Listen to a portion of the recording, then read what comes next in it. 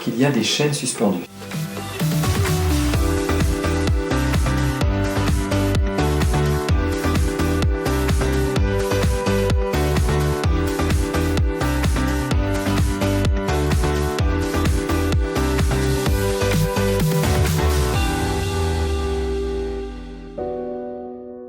En rentrant dans la chapelle, vous avez dû observer, après avoir jeté un coup d'œil vers la Vierge Marie et vers le rocher, vous avez dû voir qu'il y a des chaînes suspendues. Ces chaînes, elles ont toute une histoire qu'on connaît mal.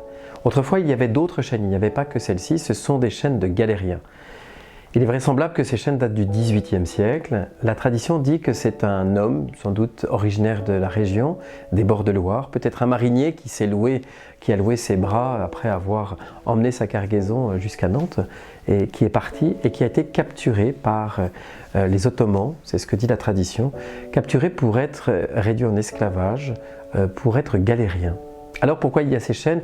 C'est simplement parce que cet homme a prié, sans doute, Marie, ou son épouse, ou sa mère, et en revenant, il a déposé ces chaînes lourdes. Vous avez remarqué, sans doute, il y a un grand cercle. Le plus grand, c'était pour mettre la tête.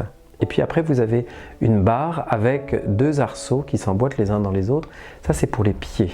Parce que l'homme qui était assis, eh bien, avait la tête fixée à la chaîne et les pieds qui étaient fixés. Puis une petite plaque métallique avec des petits trous. C'était tout simplement une plaque qui était fixée sur le bateau.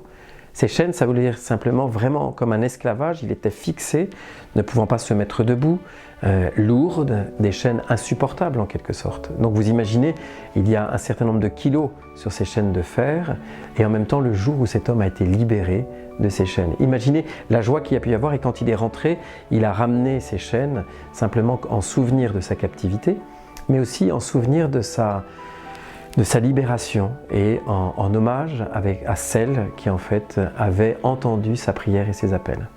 Alors une chaîne ici, pourquoi est-ce qu'on a conservé? On a enlevé tous les ex-voto dans la chapelle, mais on a gardé cette chaîne, tout simplement parce que nous aussi on porte des chaînes.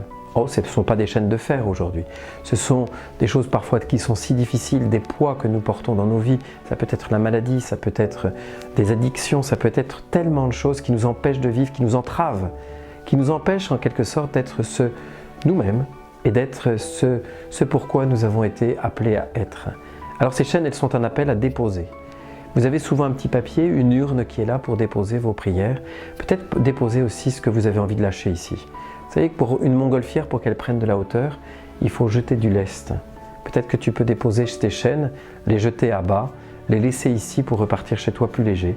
Ces chaînes, elles sont juste un appel à toi aussi, faire confiance à Marie et à jeter ces choses qui t'empêchent justement d'avancer et peut-être de vivre. Dépose-les, Marie les recevra.